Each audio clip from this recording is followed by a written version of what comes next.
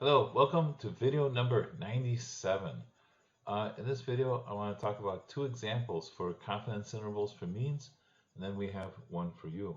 They follow kind of the same format as our confidence intervals for proportions, but now we're talking about sample average. So we got a y bar. We're using the t-distribution, so we got to find t star, and we have to find the standard deviation of y bar.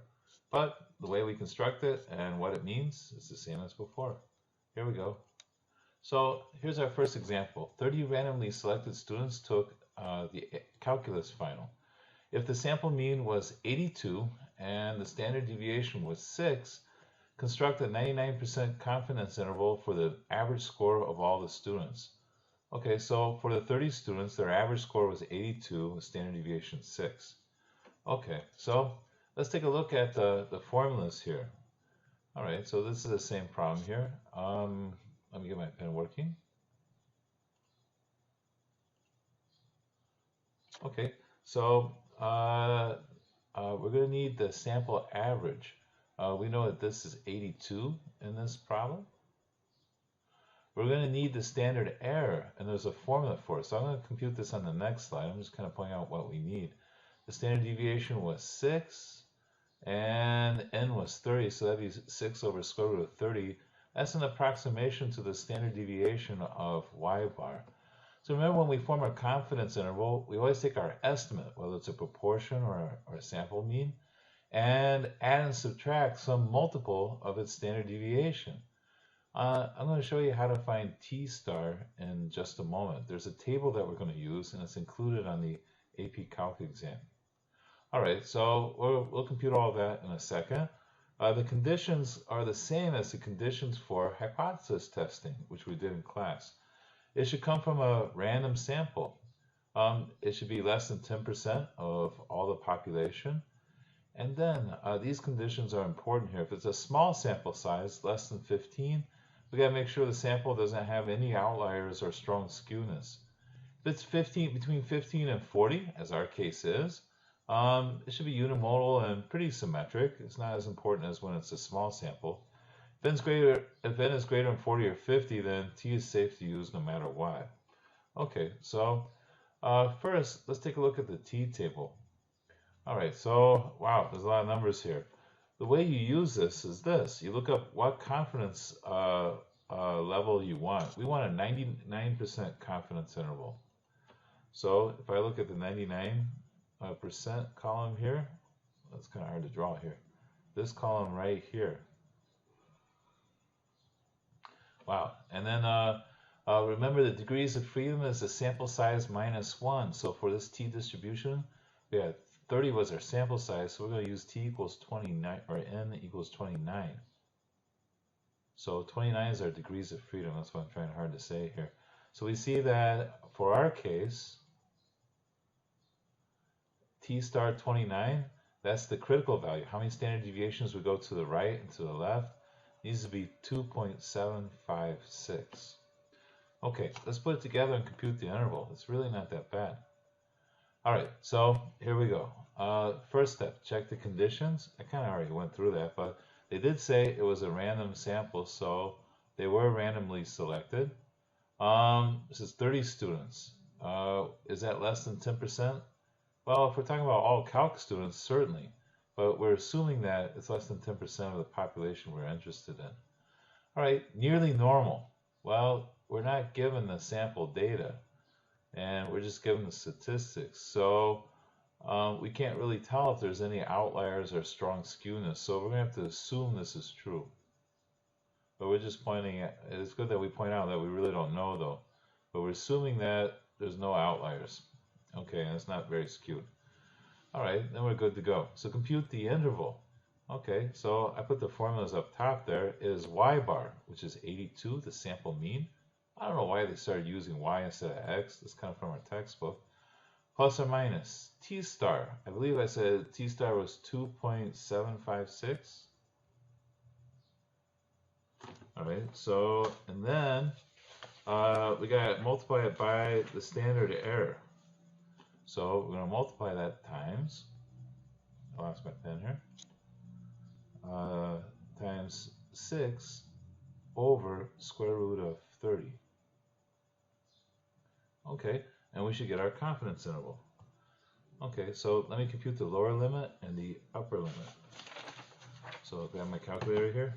It's kind of hard to do this without Mr. Lewis. I miss a 82 minus 2.756 times 6 divided by square root of 30. And I get 78.98, almost 79.0.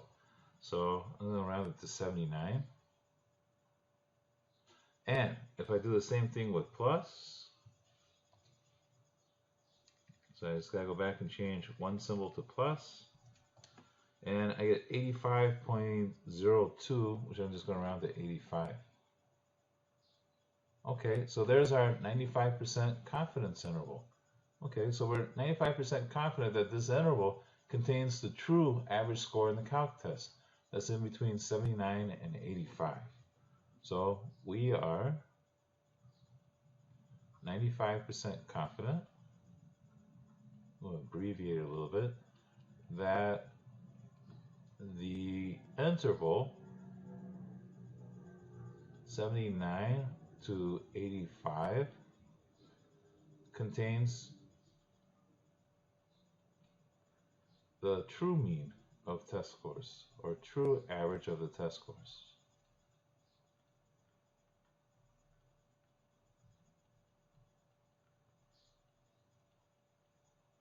Okay, that's our first example.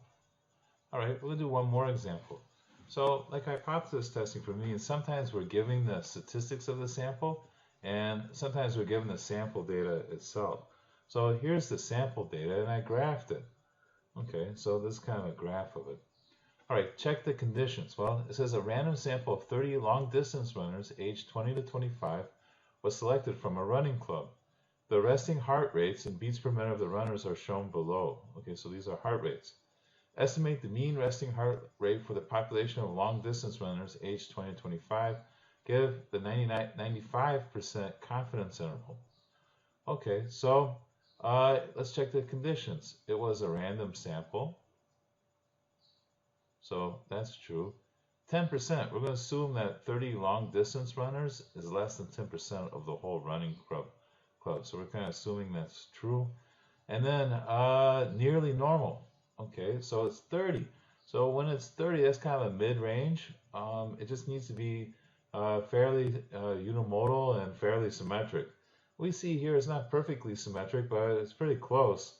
It has definite normal shape to it, and it's unimodal. So this is definitely, without doubt, it's fine for using a t-distribution. So the nearly normal, that's pretty good. Okay, so that checks. All right, so now we're ready to compute the confidence interval. All right, I already found the stats in my calculator.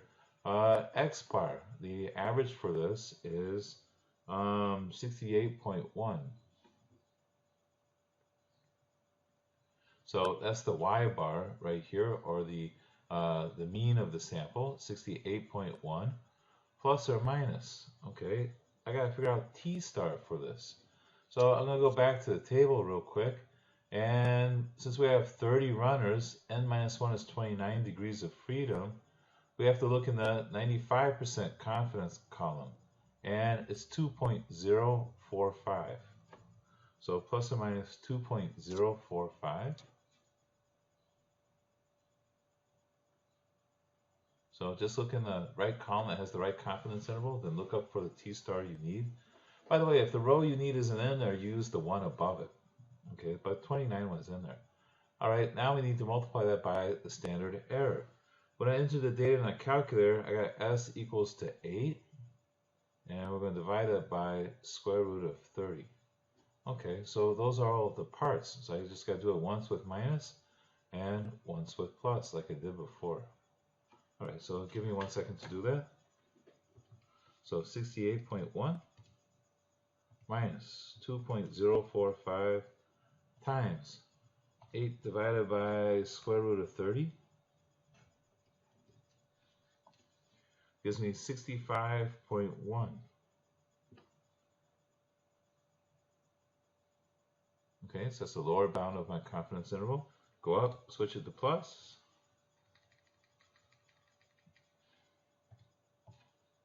And I get 71.1. Okay, so I'm 95% confident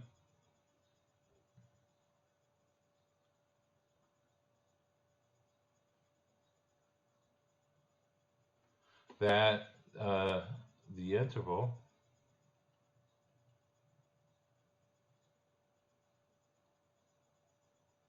(65.1 to 71.1) contains the true average of, what was this about? This was about resting heart rate. So true average resting heart rate. Okay, so that's it. So this is kind of familiar. Check the conditions. These are the same conditions as hypothesis testing. Even though there's a couple of things that, different in the interval, the values for the interval, the way we calculate it's the same, and the interpretation is kind of the same. You just got to remember what we're estimating. We're estimating the true average heart rate, and we're 95% sure that this interval contains it. Okay, so the value for T star, don't worry, we'll have a table for the AP test. Okay, so there's one for you. So I want you to check the conditions as best as you can. If we're not sure about a condition, we just mentioned that it wasn't given, and we're assuming that it's true. Go ahead, use the formula to compute the interval and interpret the interval. You're going to have to go back in the video and look at the table for T star, or I'll be giving one out in class too. So if you've already received one, you can use the one I give you. All right, good luck with this.